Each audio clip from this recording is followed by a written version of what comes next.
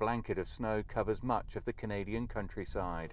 For third-generation farmer Josh Borson, the cold weather allows him the chance to fix up his combine. Well, eventually it gets low enough and it just rides on the roller.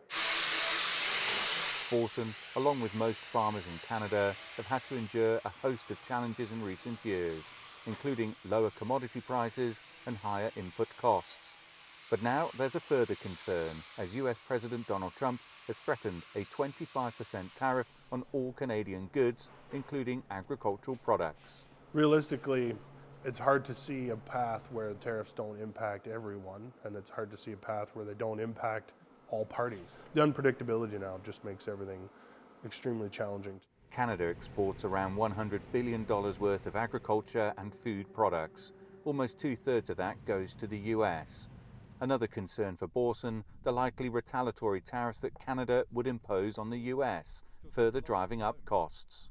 Also, like it or not, the US does rely on Canada certainly for a large amount of produce, but at the same time, in turn, Canada also does rely on the US for a large amount of things that help our farm operate too. Ideally, neither side imposes a tariff, I guess, but real threats to our business remain. Canadian farmers have faced a number of headwinds in recent years, and those will likely be compounded should tariffs be introduced.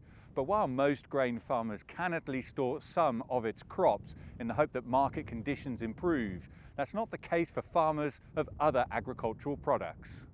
It's a particularly difficult pivot for vegetable farmers, growing perishable items like cucumbers and tomatoes. We can't shut down our greenhouse. Once that product is growing, it has to be harvested within a specific time frame. We anticipate that demand will decrease and price will increase.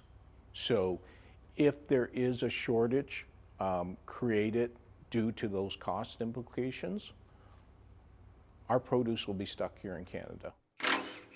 Back at the farm, Borson is still hopeful for the future. Realistically, we rely on each other for many things, and I think that overall we'll be successful together if things can remain more or less the way they've been for the last 50 years or more. A sentiment shared by a host of businesses and industries on both sides of the border. Dan Williams, CGTN, Gads Hill, Canada.